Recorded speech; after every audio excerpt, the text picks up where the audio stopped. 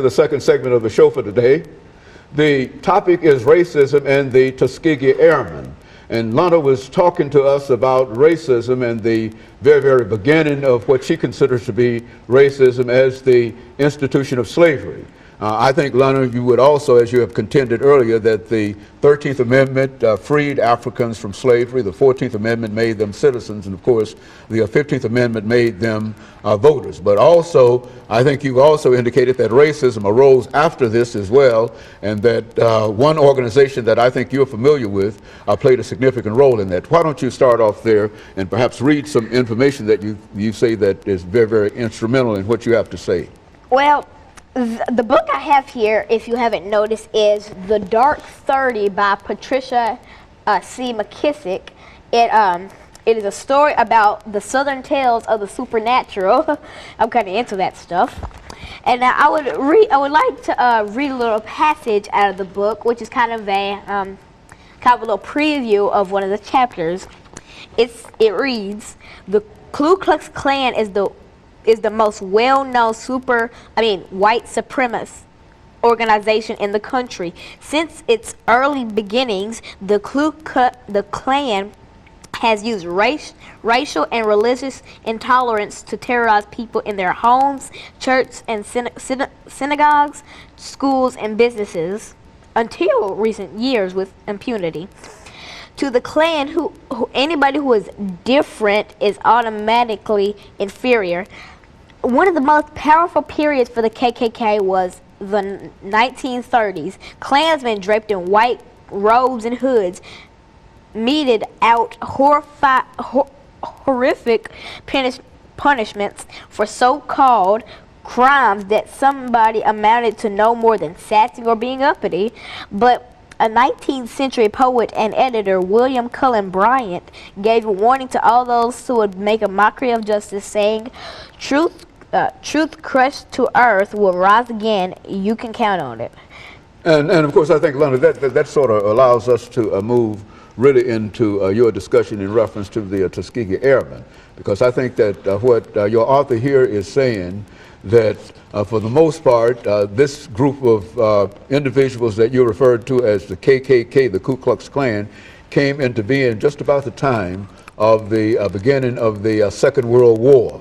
And this is where I think that your Tuskegee Air persons played a significant role. Who were these Tuskegee Airmen? Well, the Tuskegee Airmen, there was not foundation, but kind of group like the NAACP in Tuskegee, Alabama. Now, that group was of African-American men who weren't allowed to be airmen at that time. And they organized in which the government would give them small little missions as easy as blowing up a train. But then they gave them one mission, and it was to fight in World War II. Now they worked up and up to get promoted to that rank of fighting in World War II, because they were African Americans, and the government only treated them like they were treated slaves. They just gave them simple things to do, didn't say nothing, just went on with their daily lives, and gave the white people the harder jobs, which they didn't even want to do.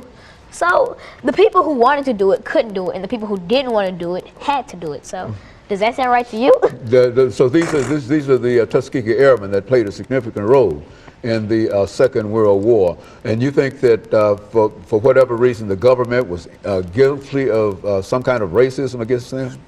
Well, yes, because since the Brown versus the Board of Education case, nobody likes blacks. Nobody would treat them equally. They all treated them like outsiders, like they didn't fit in. Well, that was the same as the next guy, but... Well, did that have anything to do with separation and segregation? Yes, that's the whole reason of segregation, because if you were black, you were segregated. If you were African, you were segregated. If you were Mexican, you were segregated. If you were mixed, you were segregated. And so racism, if you were white, you were segregated. Racism plays a significant role in the separation of the races that you so often talk about. Is that what you're saying? Mm-hmm. Mm-hmm. It's just like I don't understand why people would do this to innocent people. I mean, they don't deserve that. Just because the color of their skin doesn't mean they deserve to be X'd out, to be outed, just because of a simple color of their skin. Just because it's a simple color. London, you know, at your age, do you find that there are many children your age, 8 and 9 years old, that has some kind of concept in terms of what you're talking about, this idea of racism and et cetera? Or have you heard any of them express some of the things that you're talking about? Where'd you get this information from? This is why I'm telling you, because children don't understand how big slavery was. They just say, oh, people had to be a slave. I think that's so wrong. They don't understand how complex that was. They don't understand how cruel that was, how horrific and how terrible slavery was. And I got all this information because I've read social studies, and I just want people to know that if you see somebody being bullied or something, like I said earlier, bullied, stop it. So you're saying Stop that it. bullying can also be racism? And is that an example you're trying to give us? Yes, that's how bullying can be. It was slavery, racism, slavery, segregation, bullying, cyberbullying, and more. I've had bullying. So all of these things are really the outcome. When we talk about racism, we're not talking about just color. We're talking about the attitude that people in a real sense have toward those individuals that they might consider to be less fortunate than themselves. Would that be correct? Slavery is anything but a color. Slavery is more than that. Slavery is more than anything. Slavery is so important, and people need to get up and smell the roses because they don't understand how important this is. They need to get up and drink the coffee. Get up and understand how big this is. Now, I think you were also a part of the 140th celebration of Tennessee's entrance into the Civil War, were you not? And you did a lot of information in reference to that, about the importance of that. And so you're still saying that young people your age ought to be concerned not only about the 140th year anniversary of the Civil War, but they ought to be really concerned this day about slavery. Is that what you're saying?